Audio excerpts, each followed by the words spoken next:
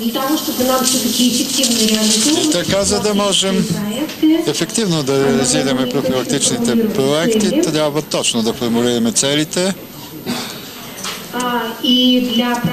И за проверка на това доколко точно сме формулирали целите, ние използваме такава предложена от Петър Друкер през средата на миналия век смарт цел, една умна цел, интелигентна цел. Понякога това нещо тази абревиатура, както каза лекторката, различно се разшифрова, но ние трябва да проверяваме целта да бъде доста конкретна, много конкретна, достатъчно подробна, детайлна, за да може да знаем за кого се каним да направим изследването, какви характеристики, в каква група искаме да направим промените от тях.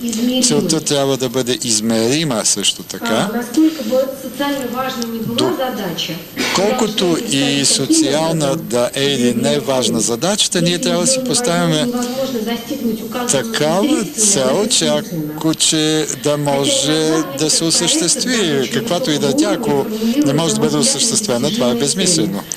Не трябва да се формулират недостижими цели. Така последният проект на Организацията на Обединените нации, който беше насочен към намаляване на заболеванието на ХИВ-инфекцията, от ХИВ-инфекцията, звучеше така. Направление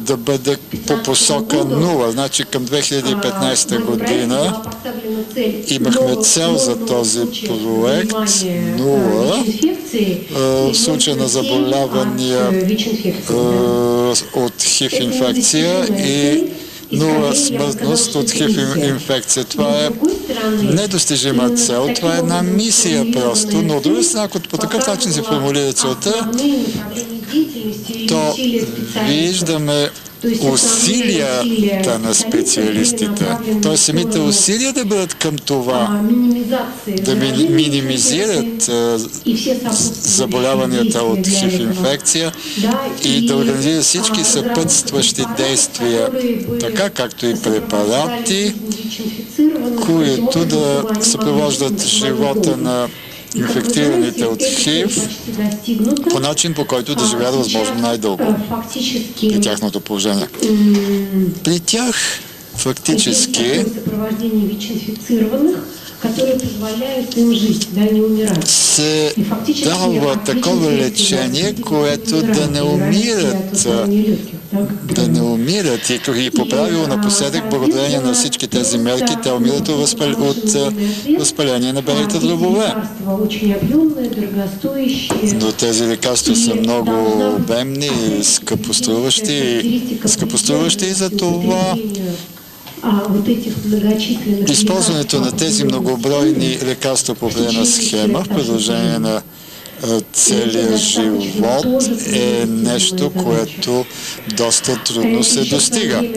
Още на времето си Зигмунд Фройд каза, че щом намалява симптома,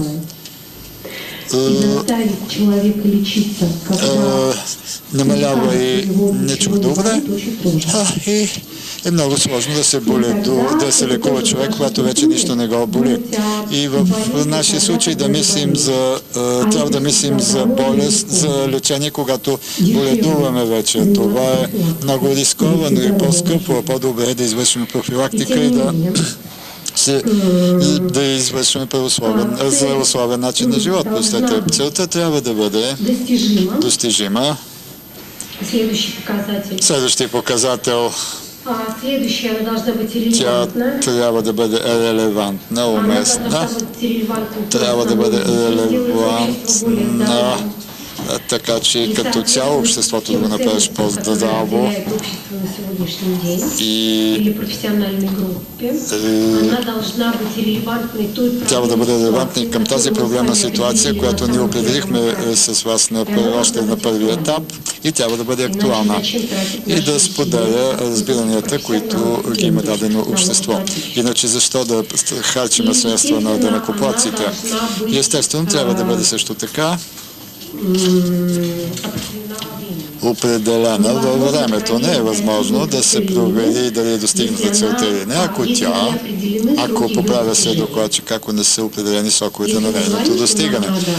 Тоест, ако казваме, че трябва да се повиши раждаемостта през дадена година с толкова процента, то това е начина. Давам примери за Русия от 1989 година. Беше наречено това на професионален жаргон руският кръст, където смъртността надвишава раждаемостта. Намалява се населението, от друга страна не се възпълнява, не се попълва работната сила и трябва да се мисли за работна сила и в други региони. Това е свързано с други сложни процеси на социална адаптация на даденото население. Това е свързано с факта, че младото поколение не е толкова голямо и то не може да попълва държавната хазна, за да може тя пък да изплаща пенсиите на възрастните. И сега учебните заведения се сблъскаха с този проект, с това положение, че завършващите вузовете са повече от постъпващите и някои висши учебни заведения ще трябва да бъдат закрити.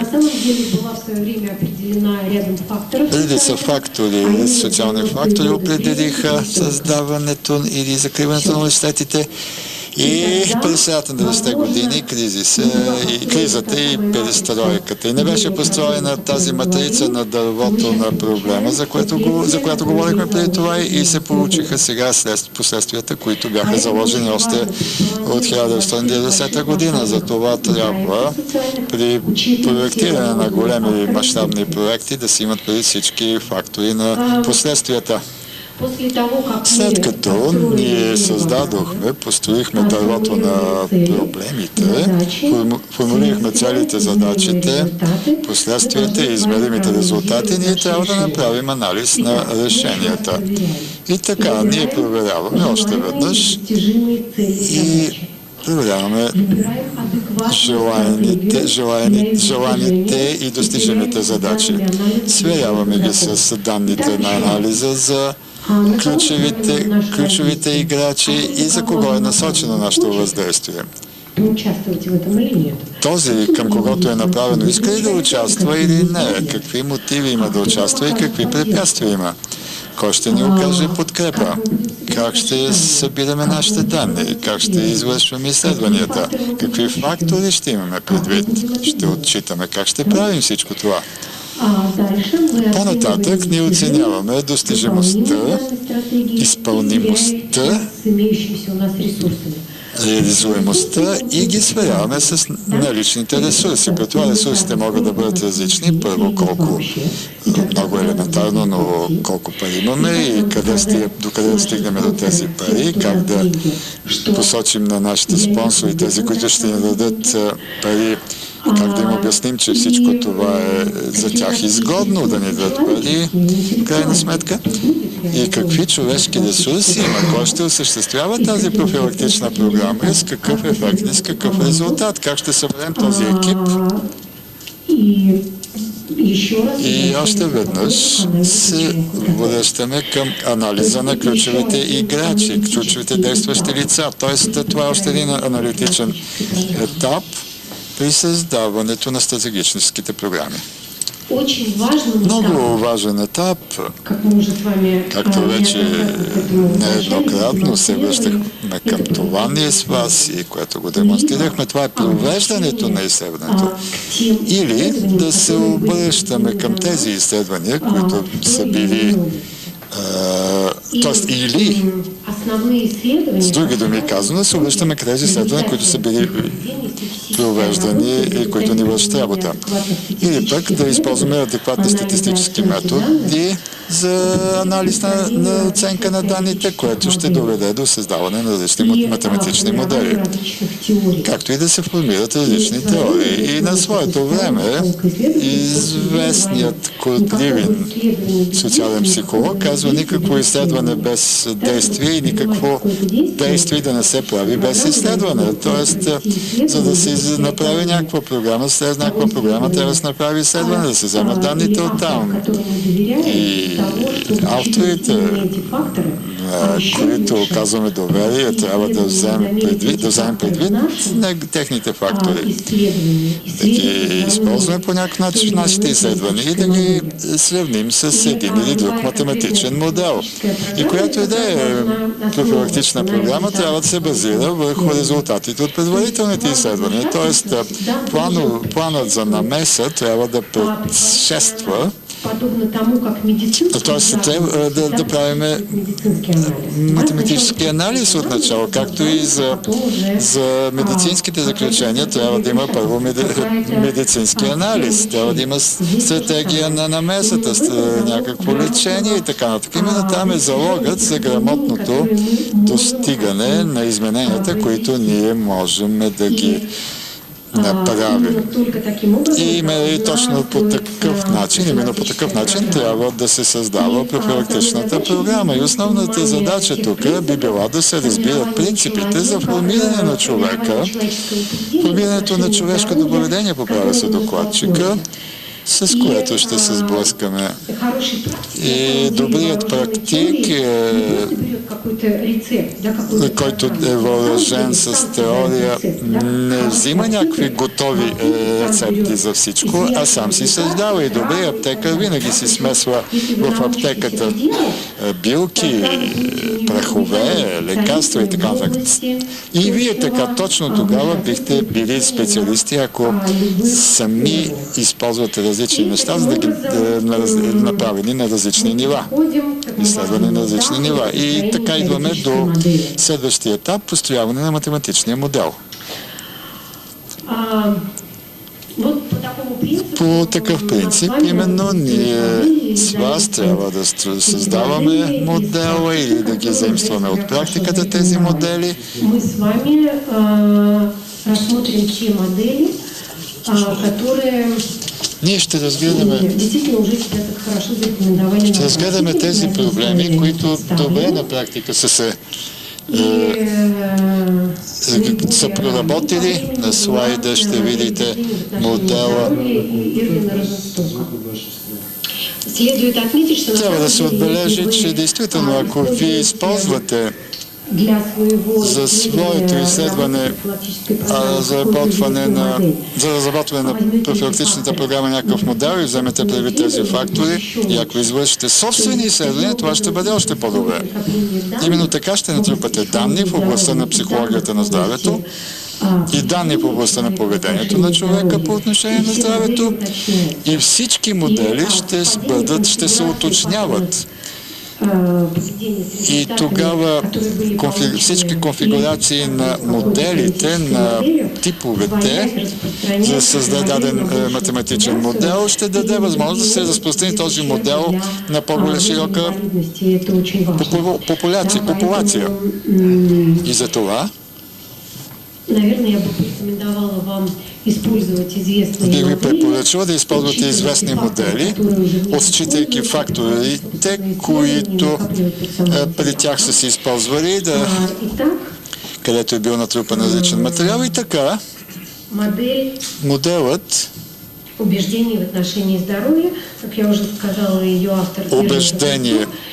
в здравето беше първи модел, най-ранен модел в областта на създаването на профилактични проекти за здравето и действително тази област е област на психологическите знания, психологическата наука и тя е относително млада, на не повече от 50 години, когато започна да се строи това, да се правят изследванията и да се натрупа материал. И фактически много модели, много изследвания изискват, се продиктуват от практиката. В Щатите се извършваше скрининг или безплатен преглед за превенция на разпространението на туберкулозата и безплатно сканиране на белите дробове и така нататък. Бяха отделени много пари от Американския сенат и какво се оказа? Никой не отиде на тези безплатни прегледи и така нататък. И опитно е защо хората те не използват тази безплатна възможност. Това е чисто психологична причина. И тогава бяха проведени изследвания каква е позицията на хората по отношение на здравето, за да разберат тези причини. И Розенсток извърши тези изследвания и на базата на изследванията той създаде този модел за убеждението на хората по отношението на здравето. Този модел включва в себе си 4 основни конструкта, казва. Първият конструкт, това е възприятието за заплахата. Той се състои от комбинация от следните елементи. Доколко аз възприемам и осъзнавам личната си уязвимост към заболяването и човекът на първия си етап трябва да осъзнава, че има заплаха за здравето му. Ако той не разбира, че има заплаха, той нищо няма да прави. Тоест, по-чувствителна във връзка с това е рисковата група. Участниците трябва да разбират, че те попадат в зоната на риска и че определен вид поведение може да доведе до реални последствия. Например, ако не се използва презерватив по време на сексуален контакт, може да доведе или до нежелана бременност, или до ХИВ-инфекция. И така може да се демонстрира на хората, че има тези два риска. Те искат ли това да стане или не искат? Ясно. Това е първата заплаха. И втората заплаха, това е възприемането на тежестта на заболяването и последствията от тежестта на тези заболевания за себе си, върху самия себе си. Например, риска от заразяване с ХИВ-инфекция може да доведе до преждевременна смърт от двустранна тежка пневмония. Или пък неспазването на правилата на безопасност по време на при превишаване на скоростта може да доведе до пътно-транспортно происшествие, в резултат на което може да настъпи инвалидизиране или смърт. Това е реална заплаха. Ако се говори за това от какво най-много умират хората, това е в резултат на пътно-транспортните происшествия от всички видове ползване на транспорт. Не от самолети все пак, не от железопътните линии, а от автомобилите. И по-нататък хората трябва да разбират ползите от даденото поведение. Те трябва да се ограничат в дадена посока. И ние предлагаме да си изменят поведението. Това би било за тях удобно, комфортно. Те са получавали определена изгода от предишното си поведение. Какви ще бъдат изгодите от това изменение на поведението. Например, ние можем да пресметнем в рамките на нашето профилактично въздействие колко хора ще спестят пари, ако не си купуват цигари. И особено в тези случаи, когато се въвеждат някакви законодателни инициативи за повишаването на цените на цигарите. Това е реална полза. По-нататък, към изгодите могат да бъдат нематериални, например да има спокойствие за членовете на семейство. Това също е реална изгода, реална полза. Например, майката, ако престане да употребява алкохол, доколкото в Русия, ако жената прекомерно използва алкохол, то тя се лишава от майчинство и тя има шанс, че след това, ако пък престане да използва алкохол, ще й върнат децата. Това също е изгода. Хората трябва да осъзнават и тези препятствия, тези бариери, които съществуват по пътя на поведението им.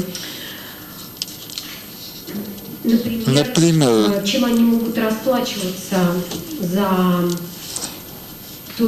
с какво могат да плащат за едно или друго рисковано поведение, например, лечението е скъпо нещо, особено да речем за ХИВ инфекциите, това струва на човек днес лечението, това е скъпо, 1000 евро на месец струва лечението на ХИВ инфекцията. Тоест, ако сте се заразили с ХИВ инфекция, ще харчите 1000 евро на месец за лекарства. За това протича едно обсъждане на тези изгоди и бариери, пречки, които човек може да заплаща за едно или друго негово поведение. По-късно беше добавена също така една променлива величина. Това е ефективността. Този конструкт беше заимстван от теорията на Бандура. Тази теория беше добавена към края на 80-те години, даже малко по-късно, към края на миналия век. Ефективността на Бандура, това е вярата в ефективните собствени действия. Убеждението в това, в което човек може да направи и Бандура, различаваше очакване за ефективност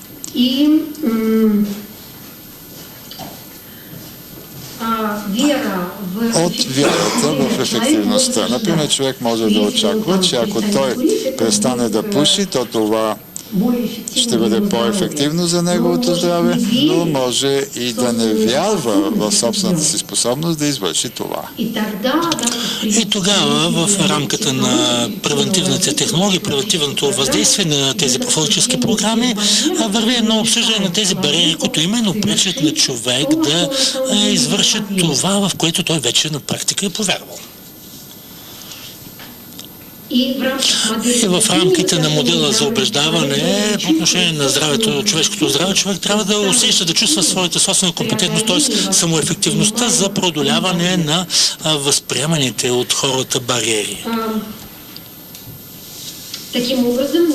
По този начин механизма за промяна на поведението е именно убеждението на отделния човек по отношение на рисковете и очакваните последствия, което обуславят готовност за действие.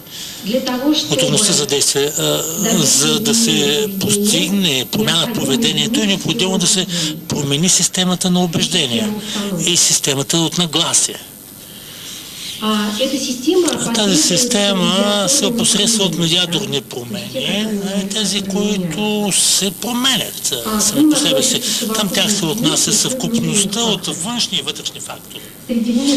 Между външните можем да изредим протичащите събития, например случаи на болести, заболяване, честотата на тези заболявания, случаи на заболяване, някои познат от най-близкото обкръжение, от близки социален кръг, увеличение на различни патологии в обществото. Сред субективните, вътрешните фактори трябва да откроим както социално-демографските характеристики, принадлежност към групата на риска, и човек трябва да осъзнава факта, че се намира в тази група и какво би могъл да направи, като се противопостави на това влияние да излезе от тази група на риска.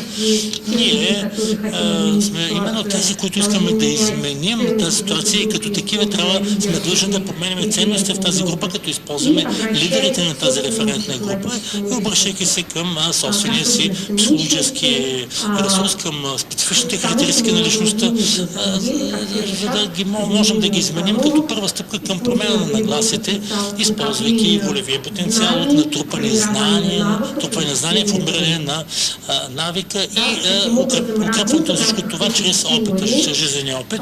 Това, разбира се, това се развива в рамките на теории, на теоретичната работа. По отношение на заплахите, на ползите, самоефективността, която води към едно възможна промяна на поведението. Този модел се е прилагал към различни изследвания. Теорията на психологията на здравето като цяло показва, че като цяло е приложима по отношение на поведението, свързано с понижение на риска. Когато осъзнаваната заплаха, очакваните резултати и фактори, които способстват за това поведение, се реализират в едно реално поведение, за да понижим именно личния и индивидуалния риск. Това беше първият модел.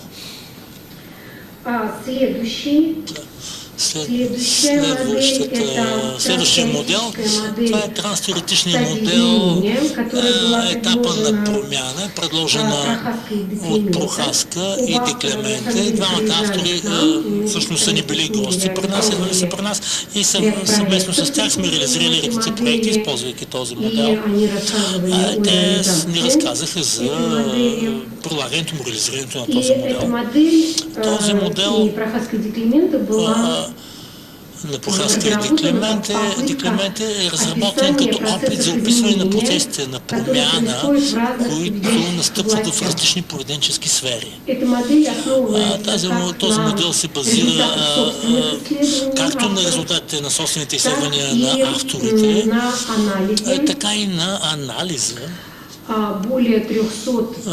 на над 300 различни системи на психотерапия. И моделът се базира на един общ подход към психологическия дистрес, където дистресът се разглежда като фактор за поддържане на различни форми на поведение на пристрастяване, на адиктивно поведение. Моделът включва в себе си 4 основни конструкта, структурни елемента. Това е етапа на промяна, процеса на промяна, баланса на решенията и самоефективност. Тук са показани етапите на промяна. Също така са показани процесите в рамките на тази промяна. След това ще поговорим малко за баланса на решенията и самоефективността. И така, етапа на промяна, това е един цикличен процес. В тези стадии се характеризират от специфични мисловни операции, такива когнитивни признаци, характеристики, имат изявени поведенчески признаци. Всъщност всеки стадий може да се диагностицира, изяснявайки за какво именно мисли човек, какво е неговото мислене на глас и какво прави на базата на всичко това. Ето вижте сега, те предлагат такава форма на графика, графическо представяне. Защо мислите, сте са го направили? Каква е идеята им? Да, това е въпроса. Защо по този начин На графичен? что она похожа? На какво прилича графиката? Хорошее математическое мышление. Да, това е добро математическо мислене. Ако се представим просто някакъв образ, на какво? На лестницу, правильно. На стълба, да, или на парзалата. Да, това е такава метафора, която авторите предлагат, за да ни покажат, че този процес е цикличен и всеки стадий може да се спуснем на предишния, т.е. да се спуснем надолу и риска от спускане надолу е все по-голям на всеки по-горен стадий. Риска да се спуснем обратно, да се бързунем обратно. Тоест за човек е много трудно да преодолее този път, както е трудно да се качи по една планина, по един хълм, особено като е много хлъзгав този хълм. Разбира се, това е много трудна задача и затова за човек е и много трудно да се задържи на нивото, до което е достигнал. Итак, первая стадия. Така, първият етап е предварително осмислене. Это стадия, на которой предварително обмислене, това е етапа, където реализуемото поведение не се явява обект на размисъл. Ако сме се спуснали там, тогава не искаме, всъщност загърбали останалите стадии и все още не искаме да мислим за нищо в тази сфера. Това, което става, е само възстановяване на ресурсите. Следващия етап, размишление, вече разсъждение. И на този етап, ако водим беседи с конкретния човек, бихме могли, следвайки когнитивните структури, на база на това за какво мисли този човек, да разберем дали у него се проявява вече мисъл или желание да се промени или не. Какви са у него вече конструкциите в главата. Дали мисля, че се струва да направи тези стъпки, каква е цената, която ще плати в един или в други случай. Той може би си мисли, може да следва друго поведение. Става се по-интересно какво може да направим, за да бъде поведението различно и той търси някакви варианти, започва да ги разглежда като равнопоставени варианти, като еднакви. Първо, пуша, мога и да не пуша. Ако не пуша, то какво ще стане? Какво ще заменя този навик? Как да се поощрявам? Каква награда да се дам за тези средства, които ще економисам тези пари за цигари, които няма да купя? И в определен момент човек вече започва да мисля, че ето аз, да кажем, бих могъл да пробвам. Мога да рискувам. И човек вече, ако друго размишлява по този въпрос, това се поощрява от терапевта или от човека, от другия специалист, който работи с него в рамките на тази психологическа намеса, използвайки този модел, той би могъл да го подкрепя, да му казва съдействие и да го потиква към действие. Така че тези поведения и двете, пушене и непушене, могат да се разглеждат на едно ниво, като амбивалентни. И веднага след като човек е готов и е натрупал у себе си, събрал ресурсите, за да рискува и да пробва да не пуши, това вече минало старо поведение би могло. Той може вече да не го демонстрира, да не го изявява и да пробва да вземе решение, да реши, че може да реши този конфликт. Тъй като човек доста често си мисли по този въпрос, особено ако усеща подкрепа от терапевта, е готов към тази промяна, има и поддръжка от социалната среда, е готов вече към тази стъпка и е готов към планиране и подготовка, което е вече следващия, трети етап. Тук започваме планиране на действията, които ще предприемем. И сега вече всички варианти се разглеждат през перспективата на избрания от нас нов път. И трябва да изберем вариант, който ще бъде подходящ именно за нас. Така че терапевта заедно с клиента да могат да разсъждават по отношение на такова поведение, което ще е подходящо именно за конкретния клиент и ще даде максимално положителен резултат. Така че можем да се започнем да се готвим към бъдещи промени, предприемайки подготвителни действия. И в крайна сметка да стигнем до действия. Виждате тук Это самый страшный Това этап, е най-страшната стъпка. скатиться вниз. Оттам може да се Потому что как только мы хлъзем назад предпринимаем и эти надолу, защото действия, веднага след като започнем да начинаем предприемането на тези действия, ние реализовывать наш започваме план. и да осъществяваме И нашия план, нам нужно получить ни е результат, нужно нам да нужна получим любая резултат, обратная связь, необходима ни е очень каквато и да е сложно. обратна Именно връзка, което е на нещо этой много стадии сложно. И очень именно много на този етап изкушений, има очень много, съществуват много эмоциональных изкушения, напряжений, много голяма степен на емоционално напрежение, защото То есть е большой възникнала вече эмоциональный зависимост. дискомфорт. Тоест това И ни създаде это, много голям емоционален дискомфорт. такие явления И абстиненции. при такива явления като абстиненцията се чувстваме изключително дискомфортно и ни е необходимо да получаваме този положителен баланс, да го имаме, което е нещо много, което прави етапа много отговорен и важен. И затова виждате, така си го разположили и тук на тази крива и авторите, създателите на модела. След това нататък още по-сложно отиваме. Най-високата точка, от която можем да се хлъзем да падем надолу, това е запазване на желаното поведение. Това е именно този стадий. Това е ново поведение, което трябва да придобие своя смисъл, трябва да се убедим във всички ползи на база на разликата между новото и старото поведение и трябва да защитаваме това ново поведение. За това ни е необходимо много голям ресурс и то разнообразен ресурс. И тук е важно да получаваме подкрепа от различни страни, отново така многообразна подкрепа. И крайният етап това е отсъствието, елиминирането на изкушения, което се характеризира с отсъствието на изкушения и 100% увереност в собствените сили. Именно в това, че аз мога да се държа по този определен начин. Динамиката и скоростта на придвижване от един етап към друг варира по различните хора, в зависимост от различни жизнен опит, различна степен на пристрастеност, увлечение, различна степен на подготовка, потенциал различен, разбира се, и така нататък.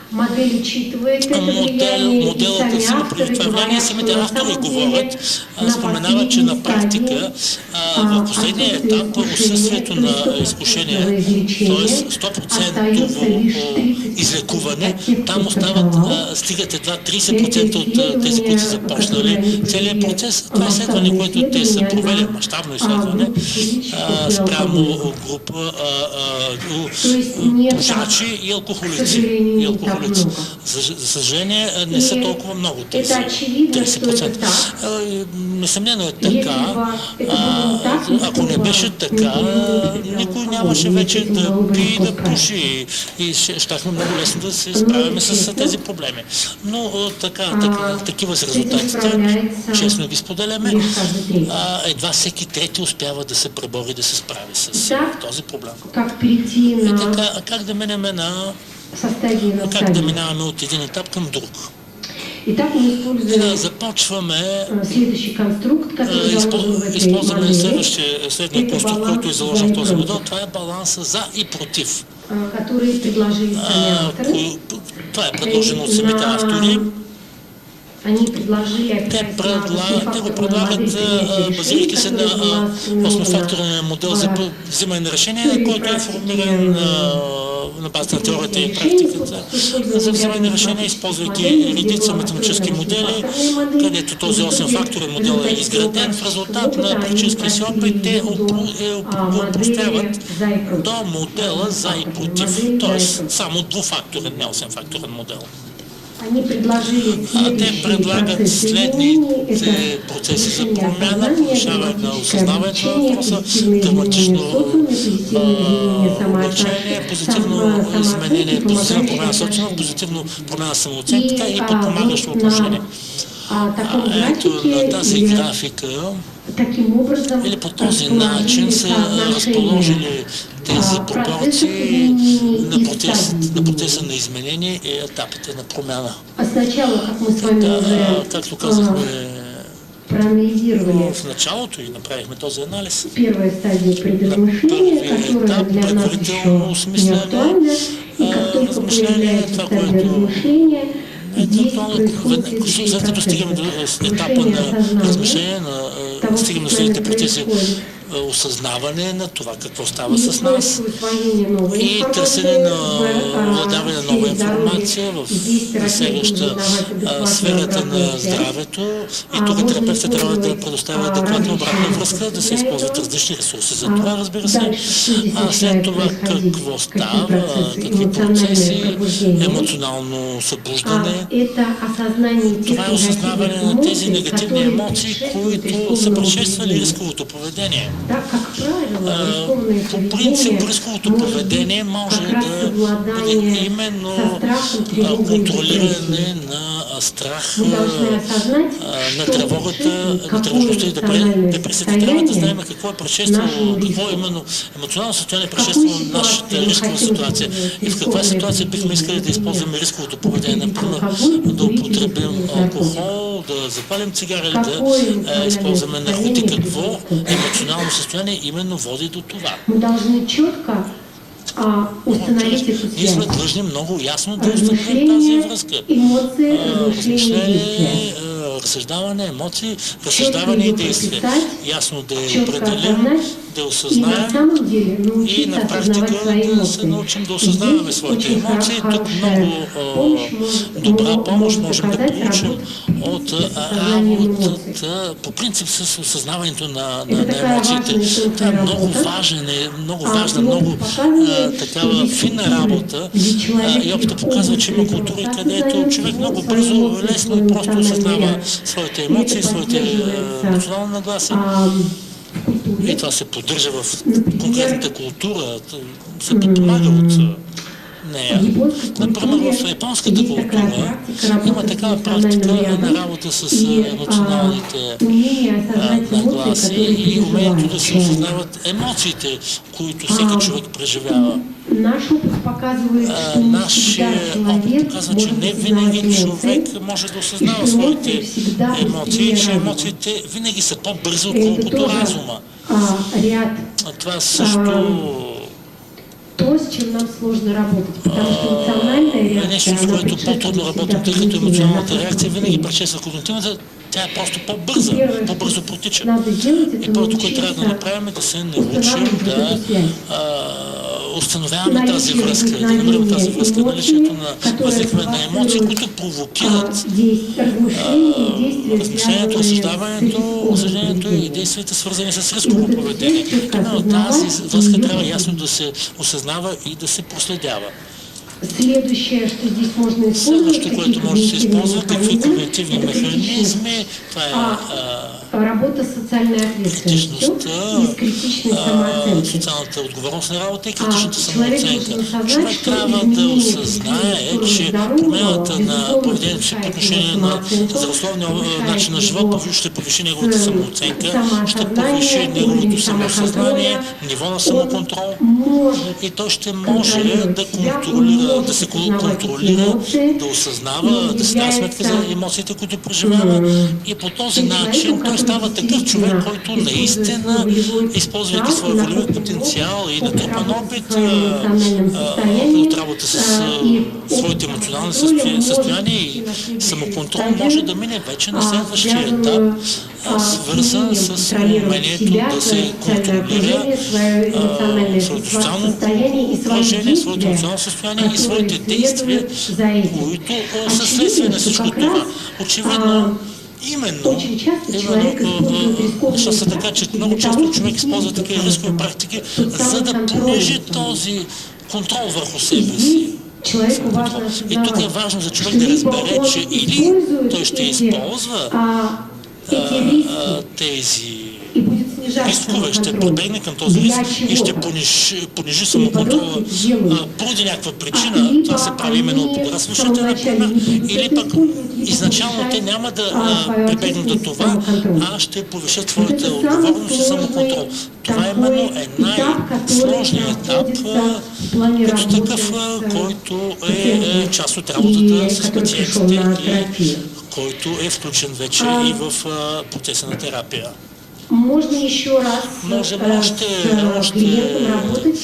да работим с клиенти повторно, още веднъж по отношение на създаване на това, което може да следва от понижаването на самоконтрола, за снижением като самоконтроля. резултат от тези И рискове, повишением които произхождат от своей понижаването на самоконтрола и повишаването на увеличаването на тази социална отговорност, което човек като социално същество носи за понижаване на риска, включително и за социума, по отношение на социума. Далее, когда человек готов След това, действовать, он когато тем човек самым е берет на готов себя да обязательства. действа, И той здесь поема можно върху себе си использовать, например, такой задължения и тук тип може да отношений, използваме как този тип подписание отношения, контракта.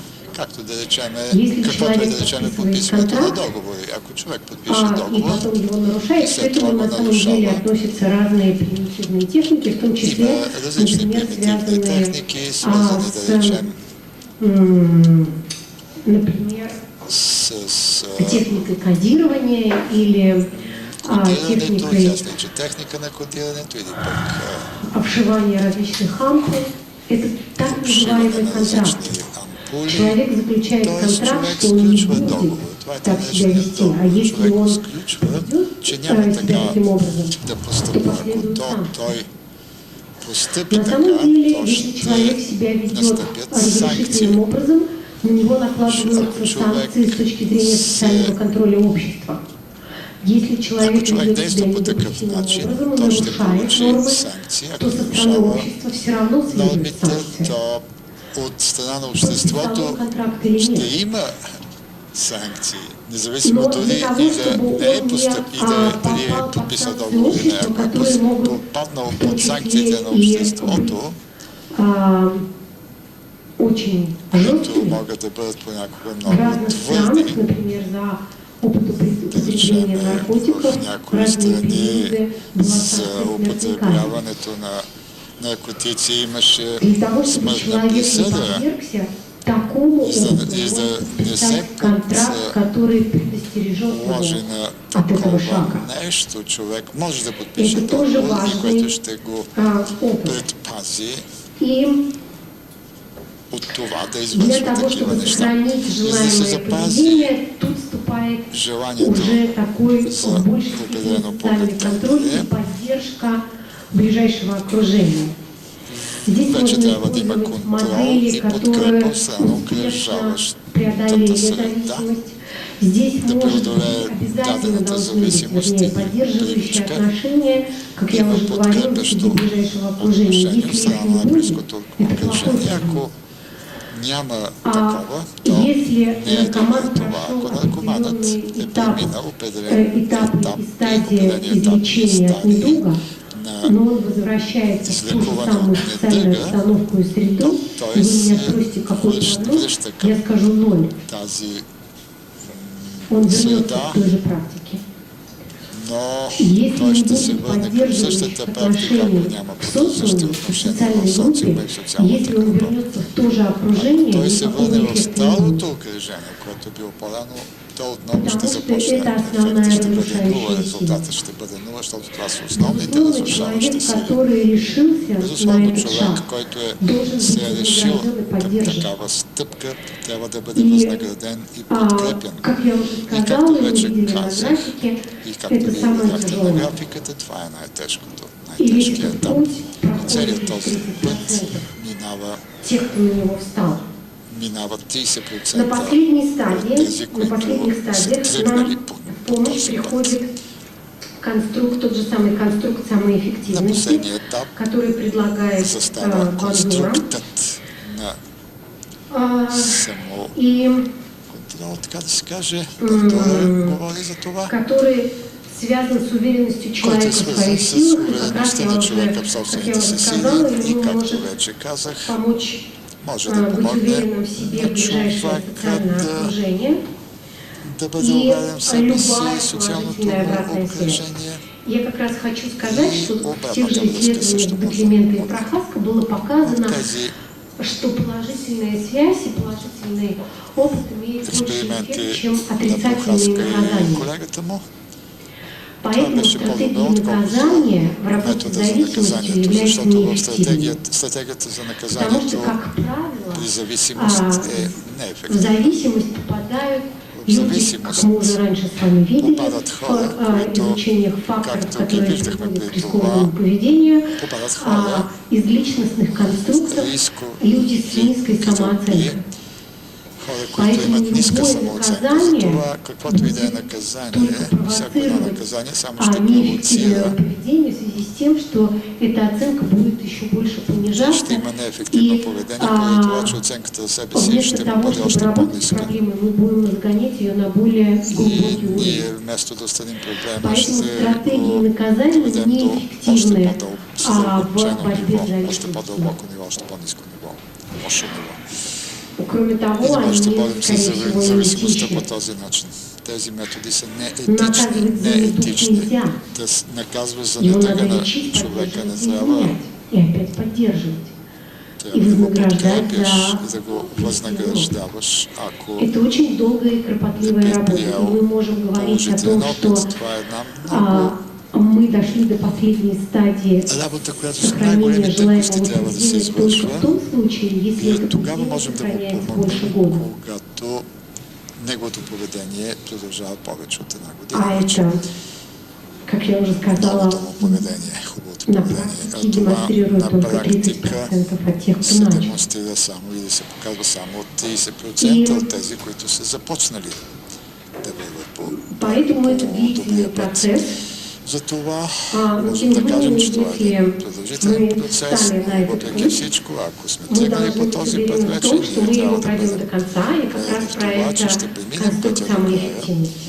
И Мы знаем, това что это е поведение в конструктът итоге на будет самата ефективност. эффективным, и мы должны крайна верить в свои сметка ще силы, бъде и мы ефективно должны това. Ние дать трябва да эту вярваме уверенность и в эту собствените силу си тем сили и людям, ние трябва которые да к нам обращаются. предоставим силите към тези хора, към които се отнасяме, към които се обръщаме.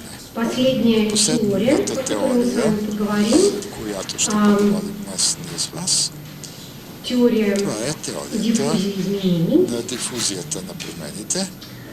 была и Тази предложена теория позже. беше предложена по-късно Остальных. от И останалите. она предложена Эвереттом тя Роджерсом, он беше психолог предложена от по Еверетт образованию. Роджерс, она ако добре чух, основывается и тя се на основава на социологических социологическите теории, на социологически теории.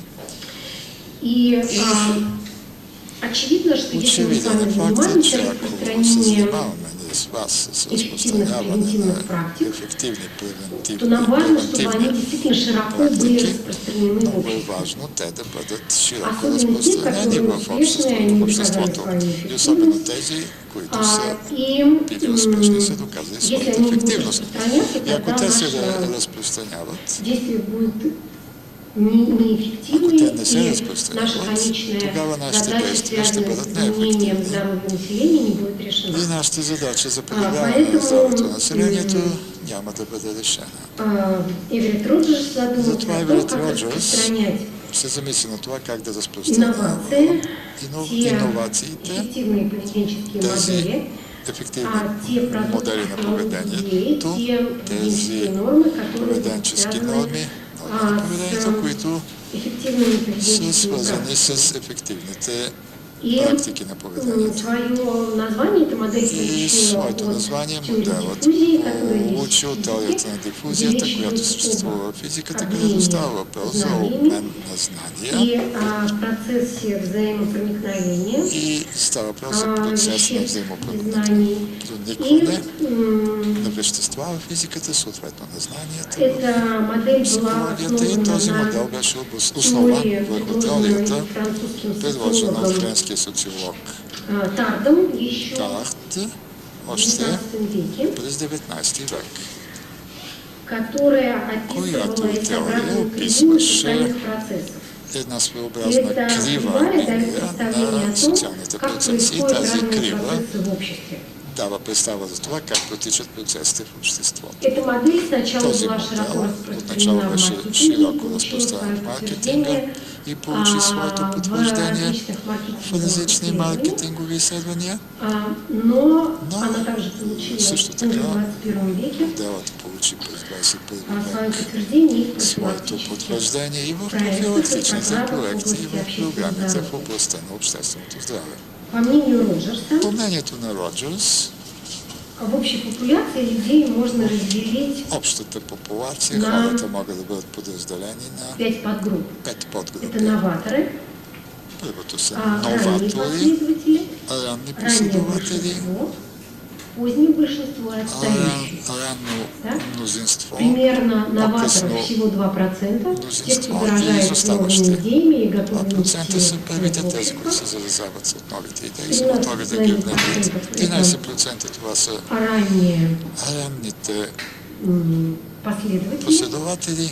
Основная Основната группа група это това составляет раннее и са позднее большинство, ранното и половина по-късното людей в обществе, мнозинство, и повече от консерваторы, половината которые това от обществото и отстаивают накрая то, что было изоставащите, раньше. т.е. консерваторите, Это които примерно 16%. отстояват това, което Так, е общество, било в и принципе, по-рано. уникальная Те са около модель 16% и това е един уникален модел за разпространението на всички иновации, всички изменения, които се използват в обществото. Они Те располагаются се разполагат в обществото примерно по такъв именно начин.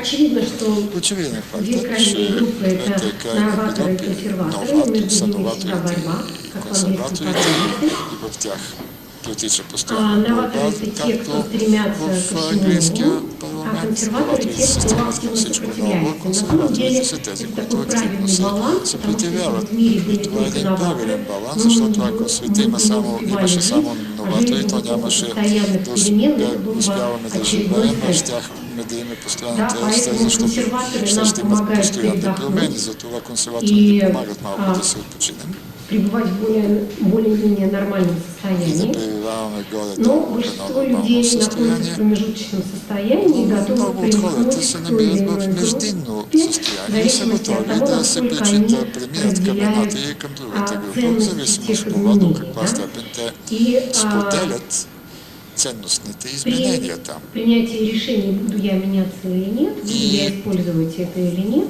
Приемането на решението, аз ще мина ли я там или не, примерно каждый раз оцениваю следующие вещи. аз си го вземам и си оценявам Те на относителные всеки друг етап. Например, чем эта инновация отличается от Предимствата да разгледаме с какво иновациите се отличават от това, което е било по-рано. что мне это даст? Каква е ползата от Какие тях? я Какво ще выгоды даде на мене това? получу? Каква полза ще получи? Изгода, Например, какие-то новые технологии например, могут някакви нови технологии снижать могат уровень да загрязнения намаляват среды. степента на замърсяване И я на должен околната понять, среда. что Аз трябва да это так разбера, или не. че действително така трябва да ги Следващия. използвам. Следващото нещо, Критерий, по которому оценивается инновация, это совместимост критерият, по който се это оценява степень иновация, това е соответствия съвместимостта, инновации степента существующей системе ценностей. на Или културных норм. Если иновацията нечто с предлагается, културните что норми и противоречит с моим ценностите. нормам или Ако моему нещо вкусовому противоречи опыту, на моите очень резко, норми, я не буду это использовать. това нещо, ако е много рязко, то аз няма да го Например, използвам. если Например, мы ако ние думаем, что мислим, мы че будем использовать ще мы такие използваме инноваторы с такива, вами, и мы сейчас ако ние занимаемся сме новыми такива новатори с вас и профилактической занимаваме се с разработване знаем, на нова что профилактична програма, сейчас ние знаем, активно че сега используется интернет, и мы новую активно се използва программу интернет и тогава тази нова предложим програма, инновационный подход и будем в тази нова распространять через програма интернет. ще предложим Може един столкнуться иновационен с тем, что, подход и ще я разпространяваме чрез Та интернет. группа, на которую И направлена тази наша група, към воздействие, която е не будет насочено иметь доступ к нашето интернету. въздействие, Например, представете няма бездомни достъп дети. към интернет, да речем, Или бездомните алкоголици. деца или пък алкохолиците и така нататък. Сложность. Сложно. Если Сложно е. инновация очень Ако сложная, иновацията е если много нам сложна, предложит новую модель и ако мобильного ни телефона, предложи нов очень модел за сложная, мобилен мы телефон, скорее будем също е использовать так. много сложно. И Ние нам бихме понятно. използваме стария модел. Представете. Но если мы увидим, что Това е это ясно. Но ако новая видим, вещь че более удобная, новото нещо е по-удобно, можем то тогава да начать ние използвать. можем да започнем если да го използваме. И ако нам предлагают ни какую-то новую предлагат схему някаква нова схема употребления за лекарств, употреба на которая лекарство, проще, чем която предыдущая, схема мы е ее по-проста, будем отколкото принимать. предишната, Если то ние можно ще я принять одну възприемаме. таблетку, Ще я възприемем. а не 4 раза в Тоест, день, ако можем скорее да мы приемаме согласимся една на таблетка по-силна такую вместо иновацию. 4 пъти дневно, ние ще се съгласим за такава иновация. Желательно не золотую. Далее, По-нататък, следующий пункт – это следващата возможность точка, това е попробовать възможността изменить да пробваме или да модифицираме Иногда нещата. эту характеристику называют Тази этапностью. То есть, характеристика когда я могу не се сразу нарича нечудно. перейти на новую Нещо подобно, т.е. което не модель мога да образовательную или премина учебную, към а нов постепенно модел, образователен для или меня это учебен. легче. Когато го правя постепенно всичко това, за мен е много по-леко, по-лесно. И Следващият пункт, следващата по точка, которому по мы която ние принимаем решение, вземаме это решение, това е степень, в которой эти степента, результаты в будут която видны для других тези людей. резултати ще бъдат видни за другите Для хора, того, за чтобы останалите я хора, мог за да мога себя причислить к да се передовым, причисля тоже важно. към Это то, что мы также можем. прогресивните хора. И То ще теперь използвам тази методика. И възникает сега въпрос. възниква въпросът. что же нам делать? Какво да правим при това положение? И отвечая на это, И аз отговарям на този въпрос. мы должны Ние трябва подумать о да методах помислим върху методите профилактического вмешательства. за профилактична намеса. Итак, И така, какие же какви на сегодня существуют методы съществуват профилактического методи за профилактична намеса днес? Какви методи съществуват за Итак, профилактична классификация намеса днес? методов можно предложить Класификацията по на методите може да организации бъде факторов риска. предложена на базата на локализиране на факторите на риска, Факторов риска и минимализиране на рисковите фактори и открояване на защитните фактори. И мы можем выделить И тогава ние можем да индивидуальный откроем уровень, индивидуално, личностно ниво, уровень группы и ниво уровень семейство, общества ниво група и ниво общество или общности. или общност. Очевидно, Очевидно, и также че практикой доказано, и от что практиката е доказано, че являются универсальные профилактические проекты, которые ефективни используют са все уровни универсалните вмешательства. проекти, които използват всички форми на намеса. Если Ако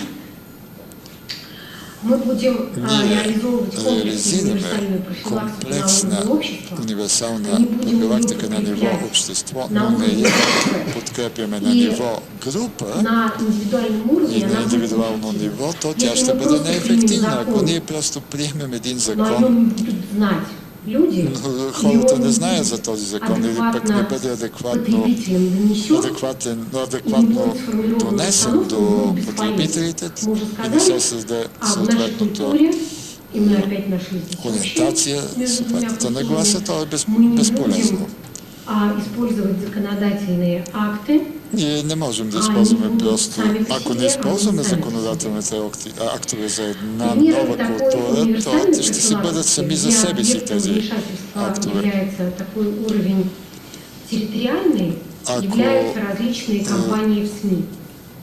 Различни кампании, И предприемани от в настоящее средства за время масова вслед за информация, маркетологами също довеждат до някои подобни неща. ученые И практики в сфере, в социальной когато, сфере все более активное внимание уделяют отделяме внимание, возможности както использования этих компаний. маркетолозите, И да как вам използваме кажется, такива кампании на средства за масова информация, то ще постигнем такива что мы цели. должны учитывать Какво трябва да в вземем предвид формировании при таких формирането вот на больших такива профилактических проектов на големи уровне масс-медиа средств? профилактични проекти на базата на средства за масова информация. Вы об этом сказали. У вас что Казахте было? вече, да, какво се представихте? Реклама, да? Самый мощный Най-мощният инструмент, который който можем да в използваме больших компаниях. в големи Это кампании. социальная реклама Това е или социалната реклама реклама или здорового рекламата поведения, на здравословен реклама начин на здорового живот, поведения, на здравословно либо риска. поведение. И вот такая реклама, она Тоест, или това или риск, имеет какво ще самую изберем. Тоест, большую такава една реклама има най-голяма ефективност, създавайки такъв рекламен продукт и ще имате именно такава задача за домашно, да подготвите за утре сутринта някакво рекламно послание, да подготвите. Что мы должны учитывать? Какво трябва да имаме предвид в рекламата? Ну, мы сейчас друг другу поможем, чтобы Сега ще легче си помогнем, выполнять разбира се, домашнюю взаимно, за да можем да направим по-лесно домашното. Какво трябва да вземем предвид? Да, точно така. Целевата група трябва да говорим с тази група на нейния език, така че да не разберат Какие виды рекламы мы можем использовать? какъв вид где? реклама може да използваме, къде, по какви средства. на СМИ, да, Дава средства за масова радио, информация, медиите, где? радио, телевизия. Где? Още къде? Къде още? В интернет, да. В печатных СМИ. В печатните издания, пресата. Еще где? Къде още? Още къде? На улице наружная реклама. Да, Еще где? навън, тази външната На реклама, автобусе, на средства на транспорта. Еще где? автобусите, в градски публичен транспорт, обществения транспорт. Где? Къде още? Още къде? Угу. На Да. продукции еще где? На различни продукти. Добре. Къде още? Ага, да, на Добре. пачках сигарет. Да, на кутиите, на цигарените кутии, Алкогольные продукты. на алкохолните Еще. продукти, бутилките. Къде още? Да, на любых брошурах, Може да значках, използваме, да пишем това на всякакви вид брошури, баджове, значки, химикалки, всичко, което така е видно, се вижда, където може да ги видим. Да, в учебните заведения, на различни постери, плакати. прицельные и селективные, да? Целенасочени, целеви или селективни подборни. Т.е. отделяме една група, не е нещо универсално към цялото общество. Това са мерки, мероприятия спрямо конкретна група. Ако сме определили и идентифицирали рисковата група, това е вторична профилактика, целенасочена. Привлечение Да знаменитостей. привлечем за каузата известни лица, публични личности. Да, още. Наша с вами задача Имаме задача сега да разработим ефективен проект. Т.е. какво още ще направим? Но на самом деле молодцы, мне кажется, Всъщност, браво на вас! Доста ефективно поработихме, трябва да бъде така. Но не може да помислите също къде още можем да направим това. Примерно на кутийка кибрид. По-скоро се използват за палки вече. Преди бяха кибритите, кибритните кутийки или пък на някакви магнитах, например, на магнитчета. баре. Например, Когда ты открываешь то, что я вам дала. Когато отваряш това, което ви показаха, каква е нормалната доза, коя вече застрашава здравето, каква доза застрашава здравето, т.е. каква би била нормалната доза. Алкохол, да, на чашите в питейните заведения, в баровете, и да се използват също и чаши с отбелязване на нормалната доза, приемливата доза. Тогда работа уже с контингентом бара. Вече трябва да работим с хората от бара. И този контингент, който посещава конкретния бар. Защото казах, че тази освободителна профилактика е ефективна. Различни съвети показват това. Те се отнасят до това, че универсалната профилактика, например, се провежда последния начин. Когато има някаква мощна кампания в медиите, паралелно върви работа с служителите във всички барове и заведения, където се продава алкохол, за да могат те да отказват. Тоест, ето именно говорим за това уверено поведение, способността да кажеш не, когато те разбират, че стига вече. Приете дозата максималната, когато вече конкретният човек е понижен самоконтрола и служителите в баровете, в заведенията поемат тази функция, когато в учебните заведения на първо място се провеждат мероприятия без употребата на алкохол, безалкохолно, така да се каже. Също когато се работи отделно с рискови групи, нещо, което направихме след вас, такава анкета направихме, идентифицирахме група, безопасна група, под 8 точки и тази, която е в рамките на групата на риска, над 8, и вече когато работим с една такава отделна група на риска и да обсъждаме с тях конкретни проблеми, типични за този проблем, така беше направено. Разбира се, по-нататък работа с родителите, в училищата с учителите, с администрацията и вече на изхода наистина бяха потресаващи резултатите, много впечатляващи, но за това е необходима воля за провежда такова комплексна цялостна намеса на ниво на медиите, на законодателството, на ниво на институции, учреждения, на ниво на работа с групите, рисковите групи, с социалното обкръжение, родителите, учителите, образователната система и готовността на администрацията да следи, да подкрепя този резултат. И всъщност след такова профилактично действие, след 5 години получихме наистина впечатляващи, главозамайващи резултати, които донесоха и конкретна икономическа полза. Тя не се забавя. Така че такива програми могат да работят напълно успешно. Така, някои искам да покажа някои плакати, които са приети за ефективни и са побеждавали в различни конкурси. Първите са изготвени в рамките на стратегията за ефекта на шока, шоков ефект. Това са плакати, които предупреждават за опасността от пиянството и употребата на алкохол зад волана, когато управляваш автомобил. Отдясно, отляво, т.е. на вас. Това е плакат на една инсталация творческа. Това са проекти, които са признати за най-добри в сферата на профилактиката. Това е този паметник през 2009 година се появи в Москва в рамките на кампанията "След като си пил, не сядай за колана".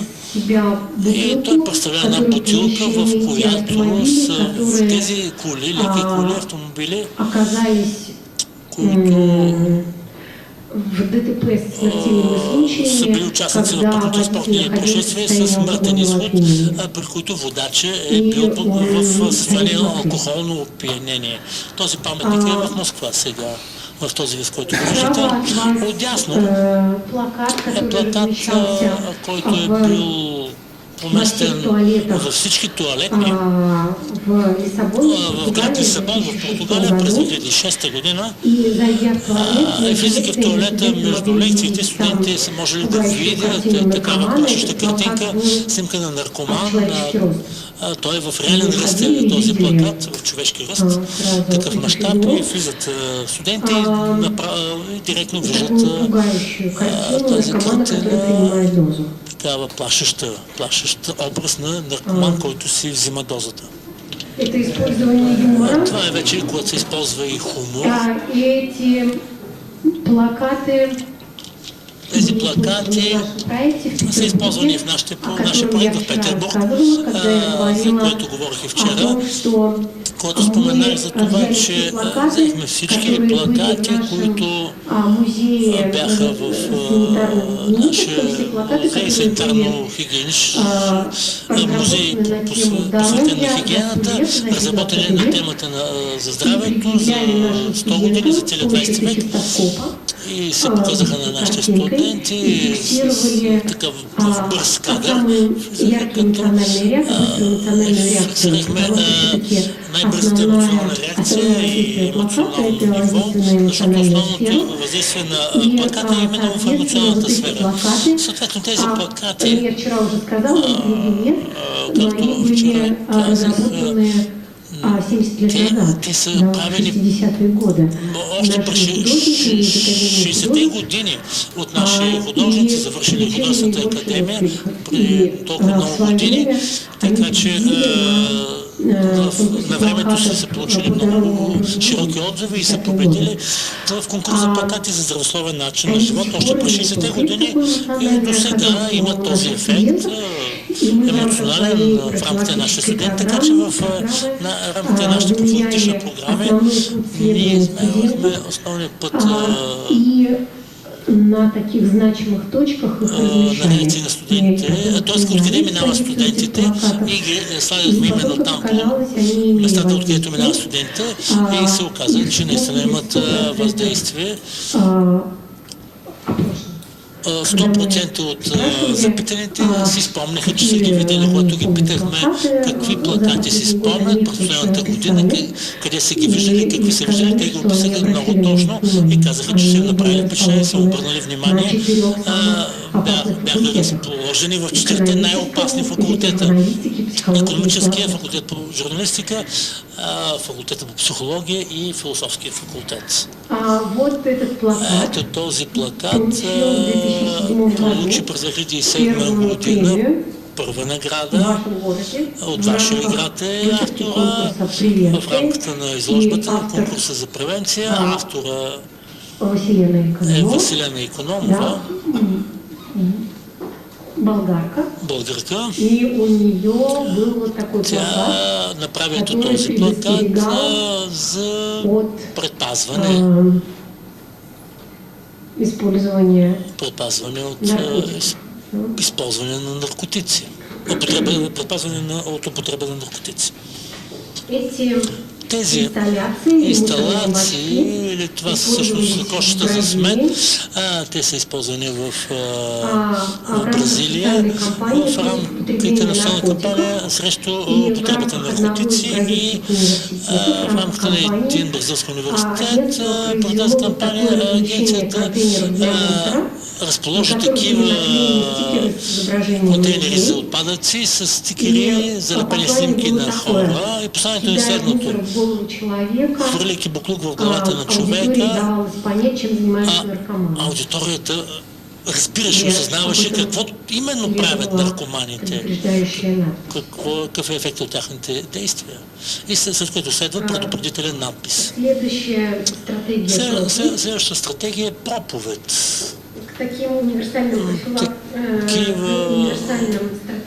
Към универсалните стратегии се отнасят и екологичните стратегии, когато говорим за промяна на културните норми, в културната, социалната, физическата и икономическа среда. Също бих искала да спомена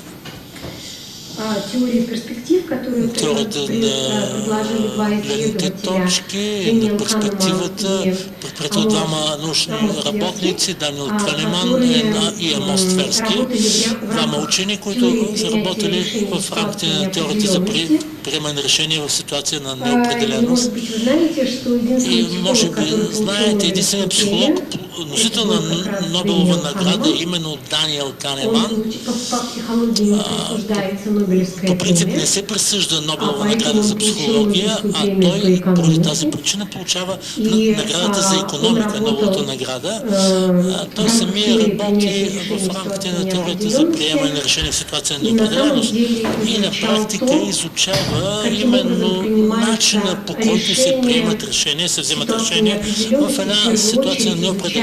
На първо място изучавайки начина, по който се държат пожарникарите в случая на пожар, и той забелязва там именно, че когато пожарникарите се държат спрямо предписаните указанията, това най-често е по-малко ефективно, отколкото ако те действат по своята интуиция по-бързо и взимат не до такава степен рационални решения, колкото повече неопределеността и са по-голяма степен, тогава интуитивните решения имат по-ефективен резултат. Тоест, той именно в рамките на една рационална формула на икономиста, че човека иска за минимално вложено да получи максимална полза, той внася така наречената поправка в емоционалността. Тоест, ако погледнем в количката на всеки, който са от супермаркета, ще видим, че всяка втора покупка е направена не от гледна точка на универсалната икономическа формула за минимално вложено да получиш максимален резултат, а изхождайки от едно национално решение, дали това ти харесва или не. Тоест,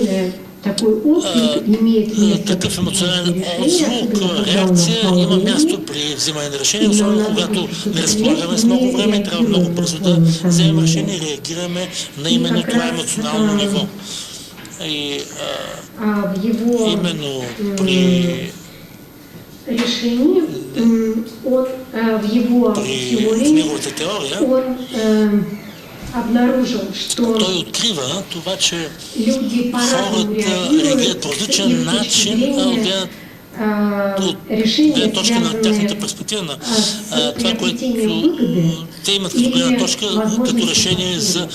получаване на полза или Что възможност да загубят выгоды нещо. для человека менее Тоест, привлекательны, чем потери. ползата за човек е по-малко привлекателна, отколкото човек загубата. В субективен план за човека $100 получает меньше, човека получава чем по-малко удоволствие от това да Таким спечели $100, образом, отколкото наших е профилактических проектов скръпта по това да загубиш концентрируется на $100. Тоест в нашите проекти, ако се концентрираме на ползите, когда и зачем, които са отдалечени във времето, не знаем кога ще станат, как ще се реализират, няма да бъдем толкова ефективни. А ако насочим вниманието си към заплахата и потенциалната загуба, ще бъдем по-ефективни. Освен това, хората са готови да рискуват така, защото да избегнат загубата, а не са готови да предприемат риск, за да получат евентуално нещо.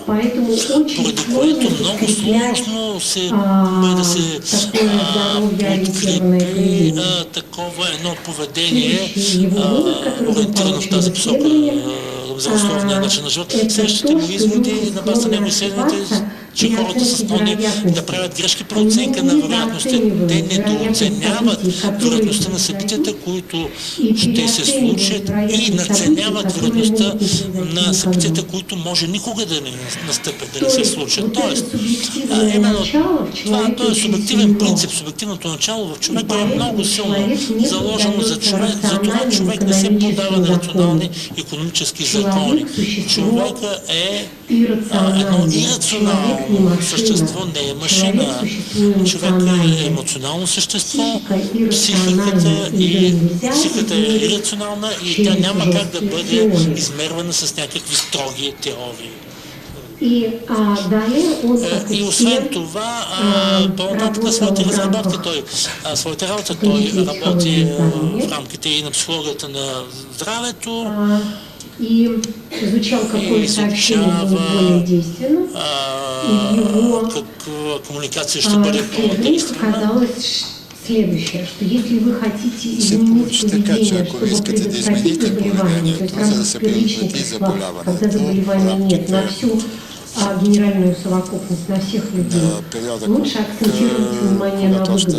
Не е силно, То, трябва о чем я также да се вчера съсредоточите говорила. върху изгодата, върху ползата. Т.е. както вчера аз казвах, ако вие искате да намалите употребата на наркотиците, трябва том, какие угрозы несут наркотики, о том, какие выгоды несет здоровое поведение, потому что 95% людей не употребляют загуби се наркотики. достигат при Но если вы използването работаете на с группой наркотици, рисков, то трябва да теми, кто говорите уже за с актуальными наркопотребителями, те, кто начал това, че употреблять, алкоголь, какви ползи наркотики, курить и так далее. ако не употребявате. Если вы хотите Ако ви искате изменить да измените поведението, така че да въведете вторична профилактика, би да било по-добре да обърнете внимание върху загубите. И в рамките на поправя се докладчика, че ние проверихме това изследване в рамките на тази теория. Работиха по-добре в тези групи, които не употребяваха алкохол. Тук се акцентира вниманието върху това, че ако вие не използвате алкохол по време на бременността, вие ще подарите щастие на своето детенце, на неговото щастливо бъдеще, ако вие сте решили да станете майка. И тук навсякъде са дадени позитивните образи на дечицата, а това тази диплянка най-добре работеше в групата на бременните жени, употребяващи алкохол. Тук акцент вниманието е обърнато, акцента върху загубите, за това, че алкохол нанася вреда на детето още преди неговото раждане. Тук е изображение на мозъка на дете, на майка, която е използвала алкохол, и изображение на мозъка на здраво дете. Картинки на тези дечица, които са родили с диагноза за диагноз, который ставится при алкохолен рождении, синдром, никак не това е корректируется и фактически диагноза, която не се коригира по-нататък, която е диагноза при раждането и се характеризира с нарушение на мозъчната дейност и на първо място е свързан с неумението да контролират своето поведение. Т.е. тези хора са обречени на липса на тази обратна връзка, свързано с регулирането на поведението си. Те не са виновни за това, че не могат да си го регулират. Виновна е майката, която използва алкохол по време на бременността си. И тези брошури най-добре са сработвали в групи, на тези жени, които са започнали да употребяват алкохол. Можем отделно също така да откроим подходът равен на равния, който се основава на транслиране на профилактични съобщения към целевите групи или към хората с съответните характеристики. Тук се използва именно моделът на лидера на общественото мнение, моделът лидер на общественото мнение. И в такава профилактика, към такава профилактика могат да бъдат привличани или подрастващите, или тези, които използват наркотици, алкохол, цигари. Това се основава на социално-психологически модели и влиянието на лидера върху цялата тази група. Отделно може да се говори за метода на outreach работа. Този метод се основава на това, че по правило представителите на риска не са готови да дойдат на профилактична работа. Това са труднодостъпни групи. Това са уличните деца или бездомните, или употребяващи наркотици. И тогава ние трябва да приемаме активна позиция, ние самите да отиваме там и да предприемаме тези действия при тях. Методът трябва да се осъществява на базата на следните принципи. Той трябва да отговаря на равнището на намесата, нивото на намесата, каква би била профилактика. Първична или вторична, селективна, индивидуална или групова. Соответствовать планируемому предмету вмешательства. Да съответства, да отговаря на планирания продукт на намесата. Трябва да се вземат предвид факта, че тези методи, които не предвиждат реално взаимодействие в групата, не могат да бъдат успешни при промяната на нагласата. За да се промени нагласата, има адекватни методи и за формирането на другите. След това, по-нататък, методите на намеса трябва да се съответстват на социално-психологическо-културните нагласи на аудиторията и тази компонент трябва да бъде проверена сред населението и трябва да бъде релевантна на ресурсите на проекта. В заключение, ние трябва да построим матрицата на проекта, където трябва да имаме предвид кадровите, финансовите ресурси, ресурса време също така.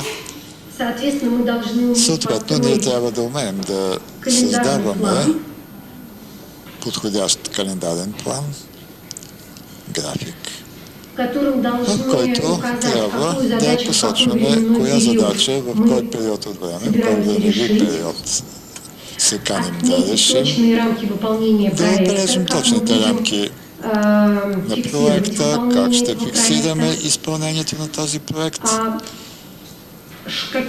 какви действия, след кои точно ще изпълняваме, ще извършваме. Ние трябва перечислить те да действия, которые мы будем выполнять, дадем и списък на тези действия, които ще изпълняваме, или последователността им. След това трябва да извършим оценка на ефективността, как ще оценяваме, да оценим дали е ефективно или не действието, целият този график да го отчитаме, да го оценяваме, да направим един списък на работите, които да се извършват, как ще планираме бюджета, как ще планираме заплащането на труда, как ще отчитаме разходите за пряки разходи за специалисти, за непряки разходи, които са свързани с законодателство, кои неща ще отпаднат поради липса на изпълнители. Ние трябва да арендираме, да вземем под наем помещения, различни транспортни командировъчни разходи, трябва да отчитам също и непреките разходи. Много ясно и точно трябва да описваме тези бюджетни параметри и ако не го правим това, никой няма да ни даде пари или няма да види, че не с всички обстоятелства сме подходили към нещата, какви външни бариери и заплахи, и пречки имаме. Например, по времето на епидемията от грип, не всички участници от целевата група могат да дойдат, или пък някои от участниците от проекта може да се разболяли.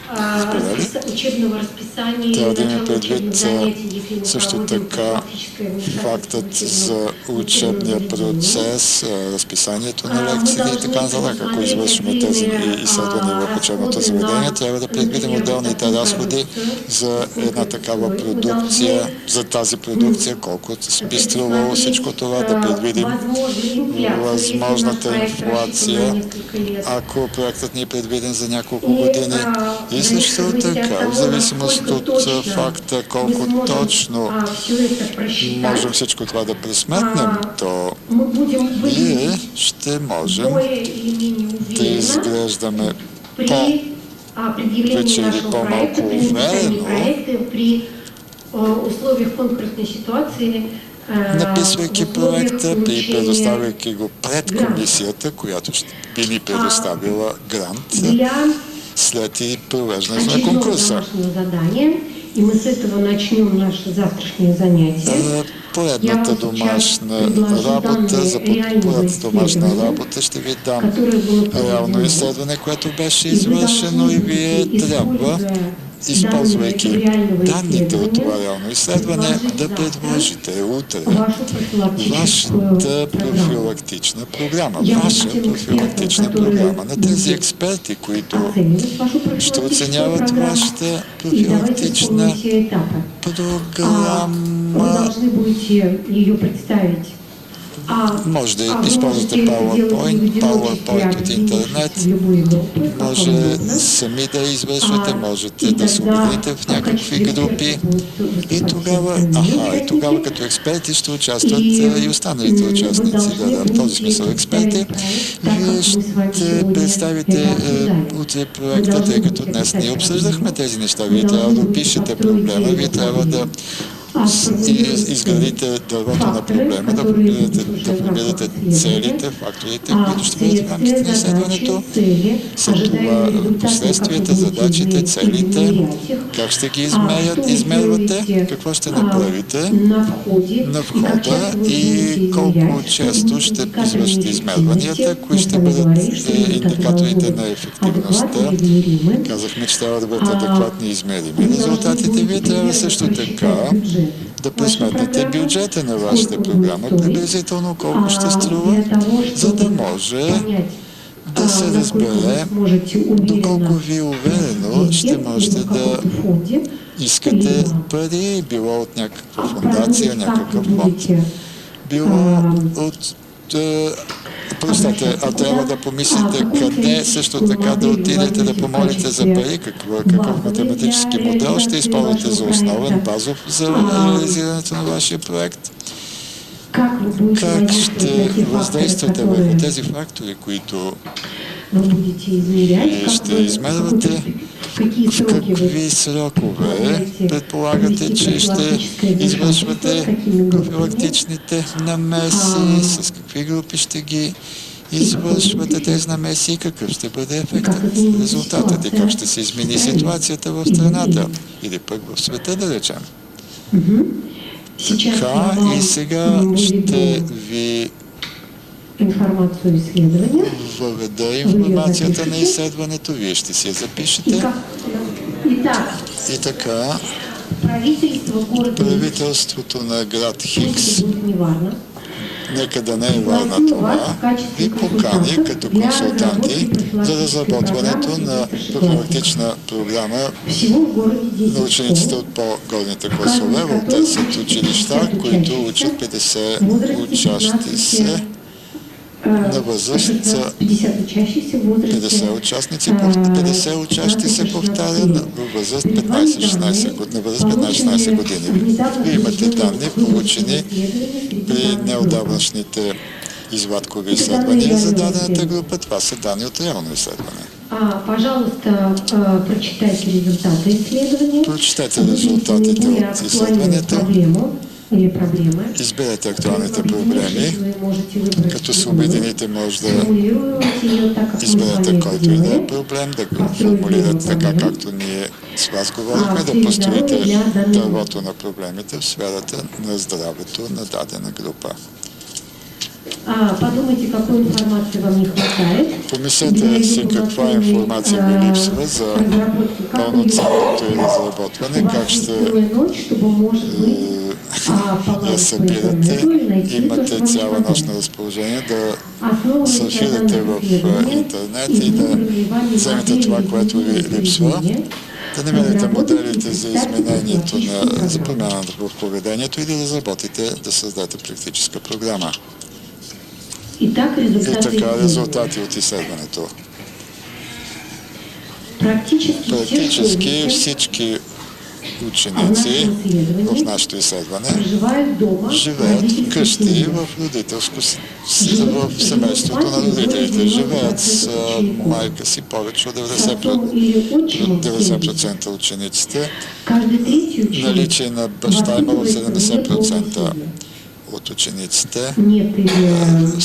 Всеки трети, ако добре чух, от учениците живеят в непълно семейство, без майка или без баща. Характеризират отношението си в семейството като добри. Учениците характеризират отношението си, казват, че родителите рядко се интересуват как и по какъв начин и къде са извън къщи. Главно с спорт се занимават интернет и разходка с приятелите. За юношите отделно беше дадено увлечение от компютърни игри, а за момичетата беше дадено отделно посещение на кафенета и клубове. 2/3 от учащите се са пушили цигари, било то момичета, било то момчета.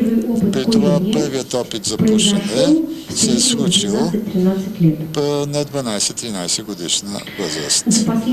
През последните 30 дни са пушили цигари 35% от учениците.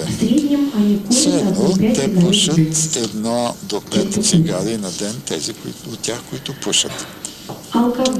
Алкохол са употребявали някога, когато е 90% от учениците. В продължение на последната година 80%, в продължение на последните 30 дни 50% от учениците са употребявали алкохол. Първото пробване на алкохол е било отбелязано при възраст 12-13 години, а първото опияняване от алкохол е станало при възраст 15 години. Главно използват учениците бира, алкохолни коктейли и по-рядко вино. Алкохолната продукция си купуват от магазина. По-рядко в баровете барите и в дискотеките. Большинство подростков ожидают, что после Повечето употребления от алкоголя подрастващите очакват, че наступает след чувство слабости. Для употреба этого на они алкохол употребляют 65%. получават една релаксация, едно намаляване на напрежението. 50% са казали, че именно за